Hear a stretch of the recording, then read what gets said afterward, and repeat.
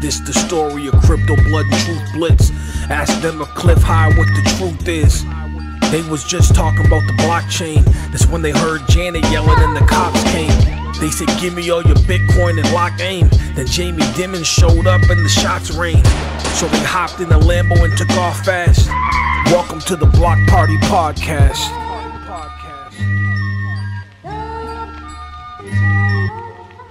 So let's talk about this remote viewing, man. I'm excited to hear Satoshi.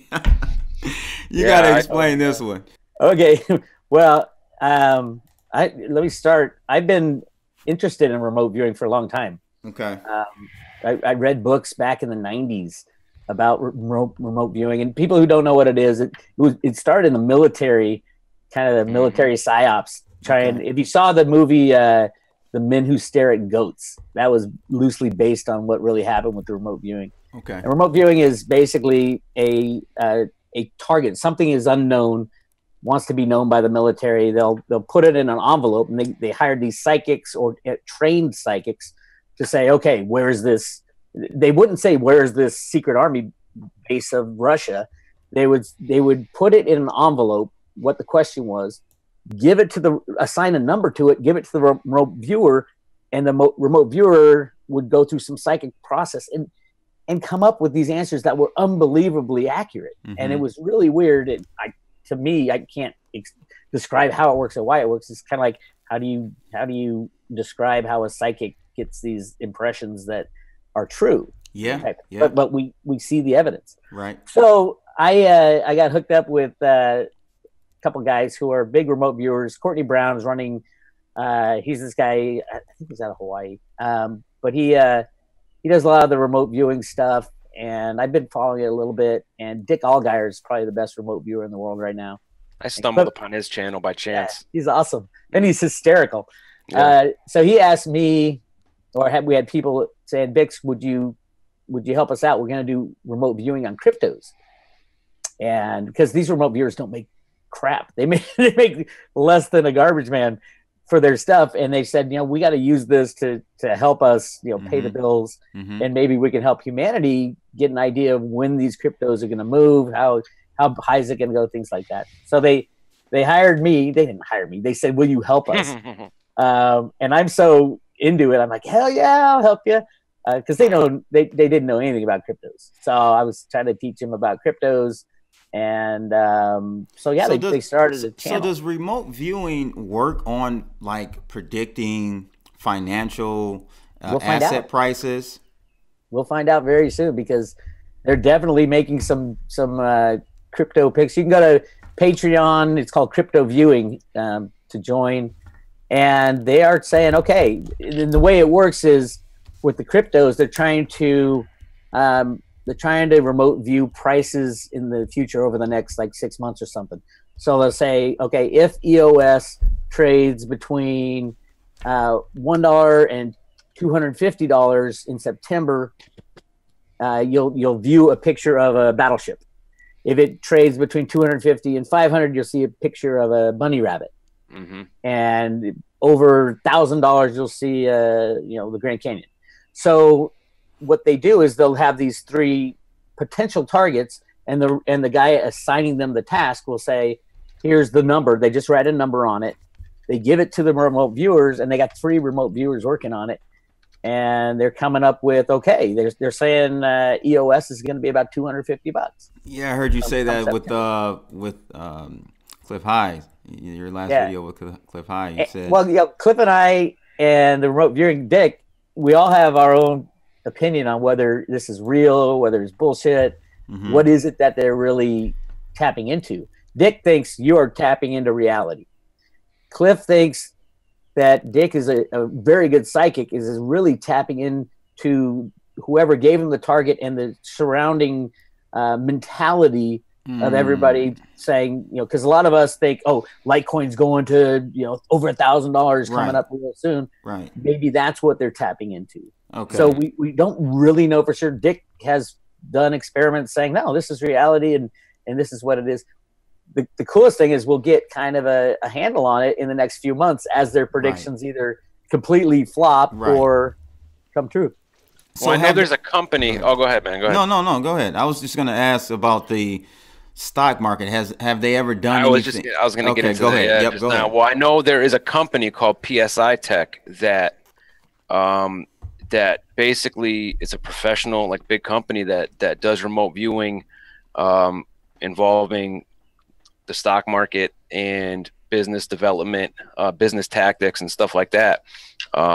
And I actually learned that on that show, Conspiracy Files or something like that. They had an episode about remote viewing and that, the history of it and how they developed it in the Cold War because Russia was doing it. And they talked about that company and how they are using remote viewing to basically help people invest in the stock market. Yeah. So what's the success rate of it? Did you see? They didn't get into that, and I haven't really studied it. But they are doing it. So, I mean, if they're doing it and this company's doing it, there's got to be some kind of success rate if they keep doing it. I think, well, that's what Cliff High originally set up the webbots for, is to predict he started out looking at sun microsystems. Right. And he came up with all this sun stuff. Sunspots, yeah. To me, I think there's a morality issue when we try to use things like that to make investments. That's what I'm saying. I'm wondering if the universe might spit on you. Yeah. Yeah. So, I see it as something that's interesting. My buddy J-Sip4 is doing all this psychic stuff, which is even more out there. I think it's all really interesting and cool, but I don't think any of it takes the place or doing your own due diligence. Right. And don't blame other people for your bad moves. If you didn't work hard enough to understand, don't listen to me and say, "Oh my God, Big said this, so you got to do this." Man, I've seen comments in your videos. People are like, "But Big told me to jump off a cliff." I'm like, man, these people, man. I've said that before, even recently. I said, you shouldn't listen to any YouTuber, including myself. Nobody should listen to any other YouTuber. I think you should listen to all of them. And then make your own decisions, because there's a lot of great information. Right. I don't mean listen, but don't listen to what they say to do. If you got to do your own due diligence is basically what I mean. You got to do your own research, your own due diligence, and then come to a decision based on your own research. You can't say, well, this person said that I should invest in this, so I'm doing it. Psychic said, hey, blindly, right? Oh, God. But but sometimes they're right, sometimes they're wrong. It's one of those things that if the universe wanted you to be spectacularly rich, it would have made you the psychic, and you'd be the best picker of all the stocks. And you got to question anybody who has less money than you telling you what to invest in, as far as because like these psychics and the RV guys don't have any money. It's like, well, why don't they just do it on their own? That's my whole premise. Exactly. That's what I always wondered. Like, at least on the financial side, like anything excluding financial, psychic, remote viewing, that's fine. You really can't make money off of that. But like if they can do it on the financial side, why not just make yourself like richer than Bill Gates? It's like the BitConnect trading bots. If it's such a great trading bot, why did they even offer it to the world? Well, what the red flag with BitConnect was that they were guaranteeing 1% a day. Impossible. Impossible. Their trading bots are profitable, but they're never going to be more than like 70-80% correct. So you have that room or margin for error.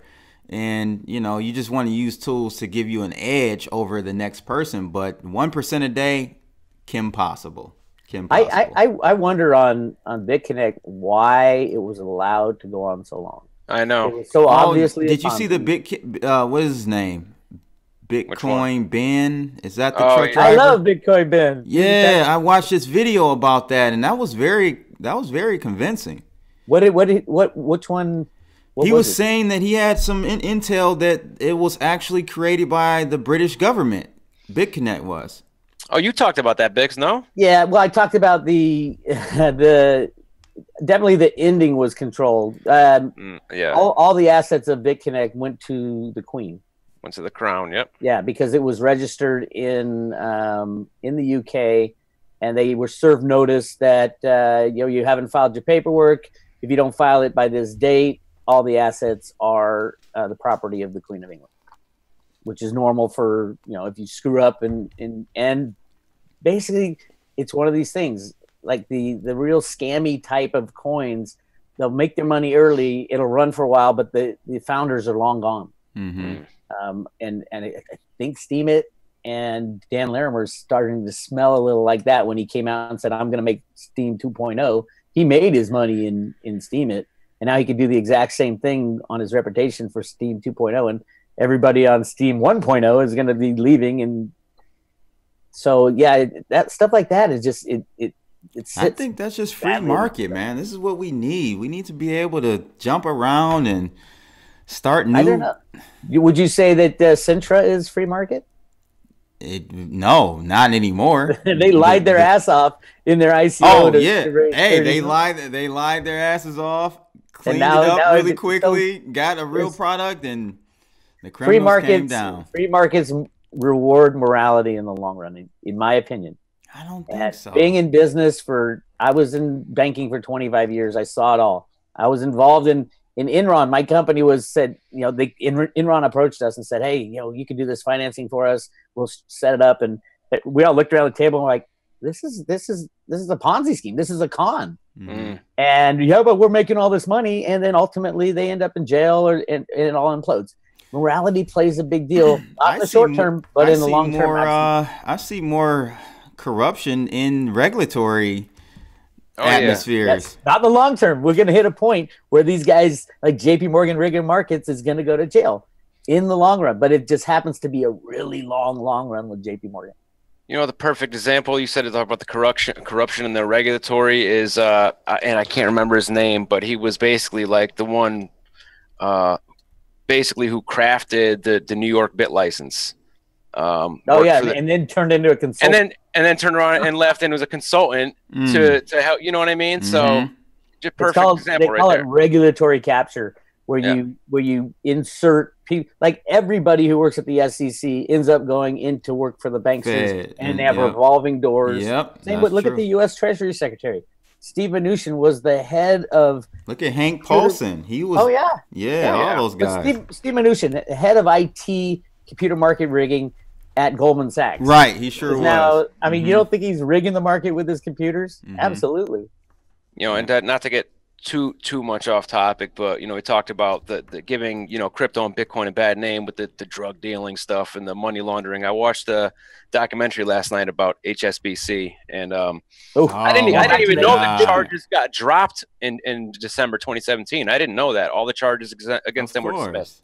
Yeah, I mean, that's the thing. It's part of the business model. It's an expensive doing business when you're a big criminal bank.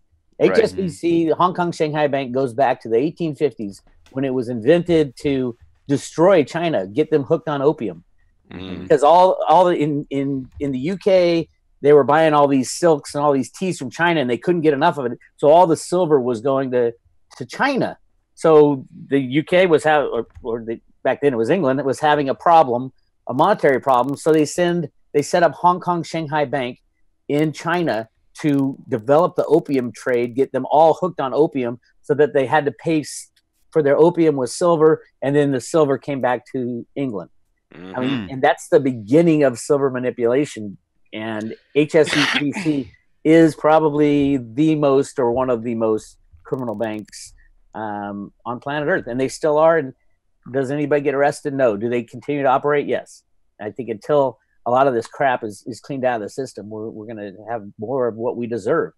And we got to end the criminality.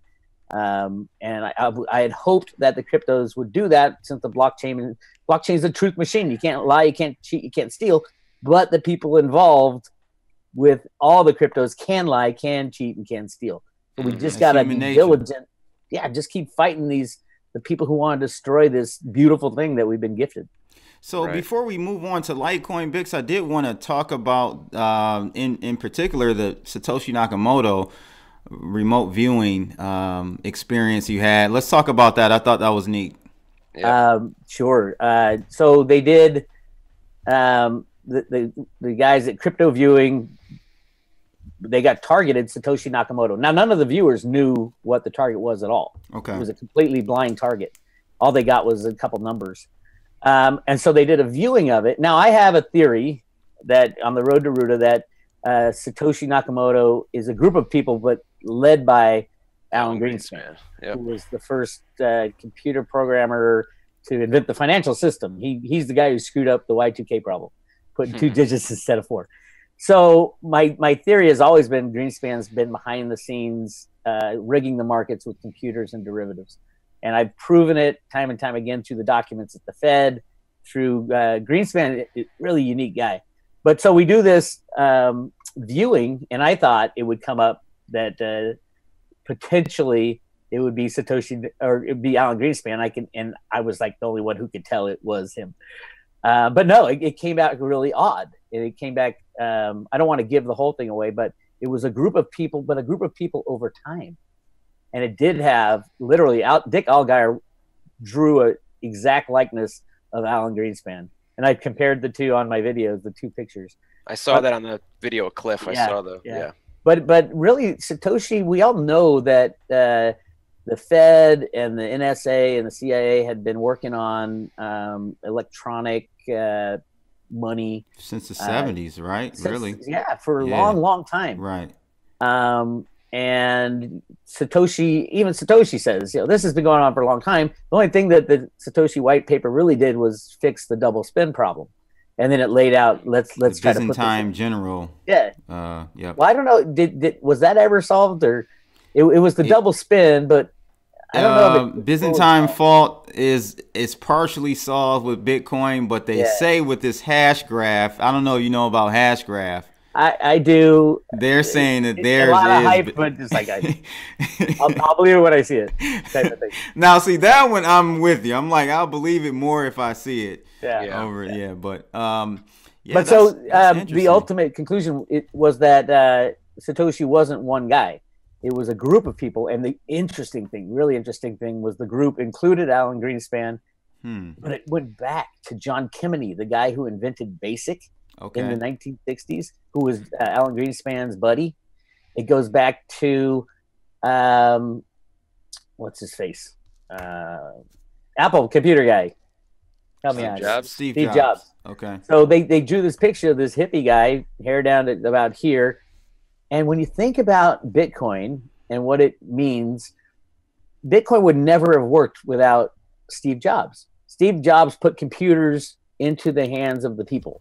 The first Apple computers were all about putting it into the home, Apple into the home, and then the phone, all about putting the iPhone in your hand. You needed a computer. You needed that. You have to have that stuff for there to be a cryptocurrency. Right. And so by injecting that into a remote viewing session that he potentially knew about, the desire to go to a non-central bank type of electronic currency, and then he was helped along. And then just a little more hint and facts, the only spokesman for Apple Computer besides Steve Jobs was Alan Greenspan for the Apple IIc. He even made a commercial about it saying, hey, you want to get rid of your central banks, get an Apple IIc. Really cool. Before he was the head of the Fed. He was a pretty cool guy before he got into that Fed chairman position. He totally flopped. It flipped the other way. I think he did more to advance the end of the currency than anybody else. Remember what he did? They called him bubbles because he was like completely inflating every market, right? Irrational exuberance. Exactly. Yeah. He'd blow the bubble and pop it, trying to crash the system the whole time. Yeah. And even when he was in 1987, when Reagan appointed him to the head of the Fed, everyone was like, "Oh my God, the biggest gold bug in the world is going to be the head of the Federal Reserve System." So, and then I think if we look at, I don't know if you know about a group called the Cypherpunks. Yeah. In the 70s and there's definitely some of those guys. Yeah, that's what I'm thinking. It definitely isn't one person. It was a group. Yeah, definitely. And but yes, the government's knee deep in it. And if you look at my evidence that there are people within the Fed and the Treasury at the highest levels trying to get us out of this crazy unbacked fiat system where the bankers took control of our lives. This is definitely a potential easier transition out of the old system and into the new system. Because if you were just to crash the system, there'd be so much death and destruction. It would be incredible. Yeah, that's true. It wouldn't be to their benefit, basically. It wouldn't be to humanity's benefit if you were to crash the system, because all the gold and silver bugs like, well, just crash the system, we'll go back to a gold and silver standard. Nah. You can't. The problem is the bad guys own all the gold. I mean, the banksters own all the gold, and all the silver is pretty much gone, used up, and stuck in landfills. So you can't use silver, you can't use gold. What about cryptos? And if we have a economic system that is growing up side by side with our old dying system, more and more can get transitioned over. And we've seen that over the last couple of years in the cryptos, as more and more of these companies are being built on either the Ethereum blockchain or the EOS blockchain. You never know. I think it's an amazing way to go about the transition. It's just taken so damn long. And during the transition, they have to continue to rig the markets that have been rigged since, who knows how long. It's just no coincidence, Bix, that the white paper came out right after the crash. Right after the crash, yep. And how long did it take Satoshi to write the white paper? 2 years? Is that what he said? Mm-hmm. How long had Greenspan been out of office? 2 years? Is that right? I'm just saying, just another little hint. Yeah, definitely a group. I agree with you on the group theory about who Satoshi Nakamoto is. Nick, did you have anything you wanted to? No, I mean I pretty much covered everything that the questions that I had anyway. Okay. I agree though. I think it's a group as well, and I think Nick Szabo was heavily involved. He was the one behind. What was he behind? I can't think of the name. One of the other digital currency, right? Or attempt at a digital currency. Was it BitGold or was it BitGold or was it E-money? E-Gold or E-money or one of those. Something. I can't. He had some big breakthroughs, and because there was another guy, but he was centralized, and we knew who he was. So the federal government came in and shut him down, basically, right? Wasn't that the? No, I don't think he was Satoshi. I think again. No, I don't think he was either. Group. But I don't think the government came and shut anybody down really. Of the original guys who, because a lot of people throw out names. Oh, it was this guy. It was Craig Wright. It was who else? All these guys who potentially Satoshi. That guy Darian Nakamoto. I think he was involved. I think they used his name. You talk about the guy from Arizona or something?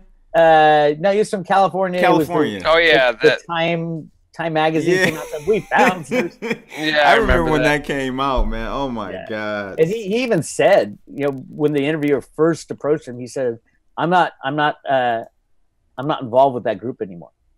And everyone's like, "Wait a minute, what do you mean you're not?"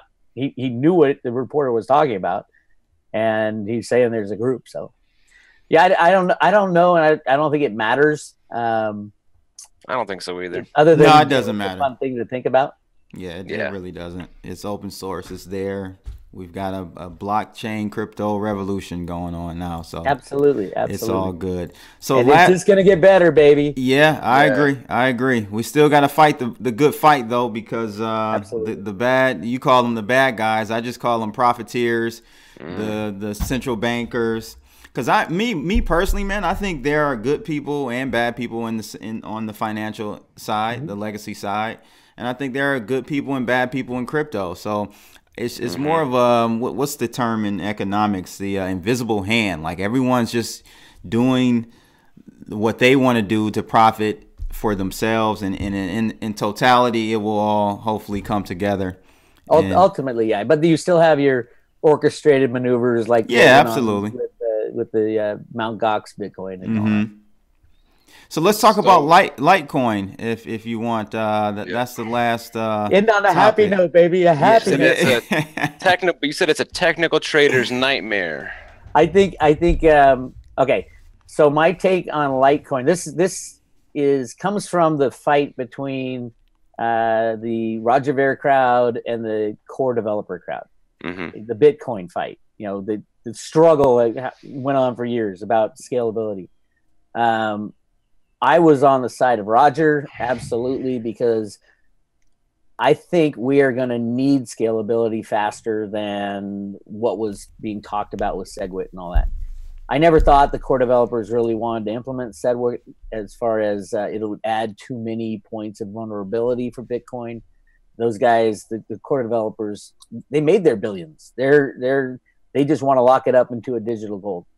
But I think the scalability thing is so important for a means of exchange when the banks start to collapse. So my theory is when we do have the next 2008, which it really happens fast. You know, if you remember in 2008, there were some wobbles, 6 months before, but nothing really happened until September and October just went crazy. Yep. If we do get into that position, September and October getting crazy, and all the and people look around and say, what are all are the alternatives? Litecoin is standing there just gleaming, saying, hey, it won't be the only means of exchange, but it'd probably be the number one choice because they're going to implement SegWit. They don't have a problem. They're going for speed now, I believe. And I don't think Bitcoin ever will, truthfully. I don't think they want. I agree. I think Bitcoin has been compromised. The core team. Yeah. Absolutely. Yeah. It just makes no sense to it is. It really is. But the beauty of open source, man, we can take, and that's what, Litecoin came out of Bitcoin. So you it's can a clone, you can take the source code, tweak it and make it better, and it's all about market adoption and that's who's going to win. So I think that's why Charlie backed out too. And not only you don't think it'll ever go that way, and I agree with you as well. And talking about crooked and dark things behind the scene, I mean, Blockstream is totally tied to the Bilderberg Group. Absolutely, and they control the core developers. So, but why I think it's Litecoin is maybe a trader's nightmare coming up is that as Litecoin hits, if it really is going to be adopted as a means of exchange, its value is going to go through the roof. Yeah. If you're a trader, you're going to see, it's topping here when it goes up, 50% or 75%, and you're going to say, okay, I'm going to get out now because I'm a great trader, and then it just keeps going up and up and up and up and up because it is being adopted as that means of exchange. Is so massively undervalued right now if it really will be the number one means of exchange. So if you're a trader, I mean, hopefully all traders have a core position. I'm a trader. You're right. I know you're a trader. Yeah, if Litecoin does like a parabolic move, there's no way. The person that's hodling is going to definitely benefit way more. Absolutely. My thing is, and I actually hope that Litecoin does well. You hold a core position though. You don't trade everything, do you? No. I have a small percentage of my portfolio that I trade actively. So no, I'm not a full, in and out type of guy. But do you think my thing with Litecoin? I don't see the infrastructure there yet to handle. I think it's being blocked. He's working on it. I think it's being blocked. You think it's being blocked? Yeah. I think they're holding back. I think Charlie is in the know about some bigger thing that's happening. And that's why he sold all his Litecoin, because you don't want a centralized Litecoin. And Charlie knew that. He may be bought out by Bitcoin Core. No, I don't think so at all. You don't think so? I think Charlie's working with the good guys, as I call them. Okay.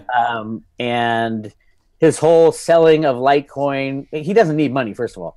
He was one of the original Bitcoin guys. He's got billions. I shiver to think how much money that Charlie Lee has. Right. And it doesn't sound like he's very extravagant anyway. No, very humble. Oh, my God. And that's the perfect kind of guy you want, at least giving some help to Litecoin.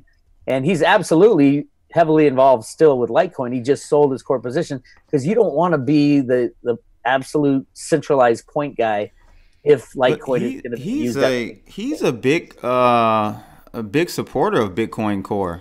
Absolutely, yeah. Yeah, yep. So that's why I'm saying like he could be tied in and they could be suppressing, his project.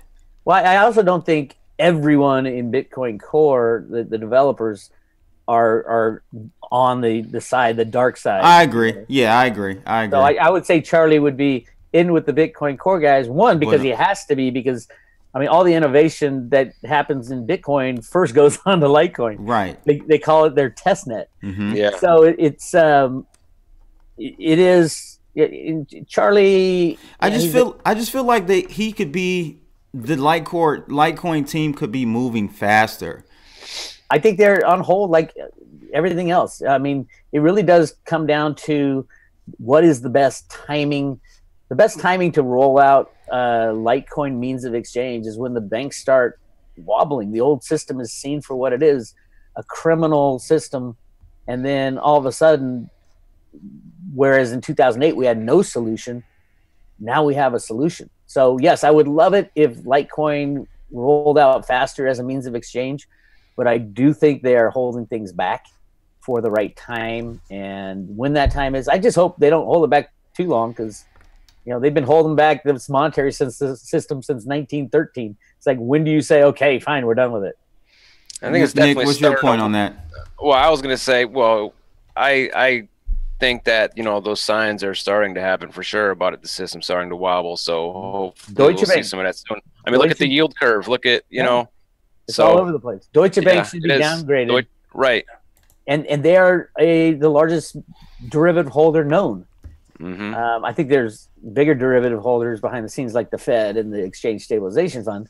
But as far as the known reported banks, Deutsche Bank's got what, 55, 60 trillion dollars worth of derivatives, and they're about to be downgraded. Yeah. And I mean, they're a criminal bank as well. But when you pull that trigger, then you have a cascade of derivative defaults. You got third party risk. You got all kinds of problems that come up. Yeah. Yep.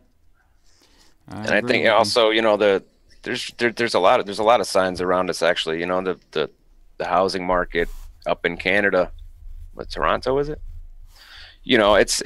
It all starts in one place, and then, like you said, it's a cascade effect, and until it's felt all over. So, yeah. And interest rates can't go any lower than they are. So, what's the housing market going to do when the next stumble happens? And especially if the banks wobble, if the banks wobble and stop lending.